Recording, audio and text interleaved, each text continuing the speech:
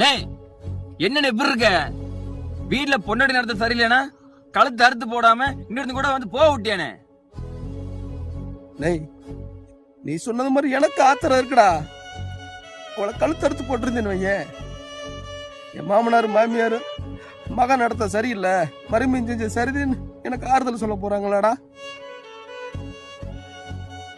இல்ல இந்த சட்டமும் இந்த கோர்ட்டும் நீ செஞ்சது சரிதுன்னு எனக்கு சரியான நீதி வழங்க போறாங்களாடா? தூண்டி விட்டு நீ முதல் ஜெயிலுக்கு போவ, கழுத்தறுத்து கூட நான் 2வது ஜெயிலுக்கு போவேன், 3வது என் மக அனாதையா போயிரும்டா. அந்த ஒரே காரணத்துக்காக தான்டா அந்த சிரிக்கும் மகள், அந்த மகளை அப்படியே போன்னு விட்டேன்.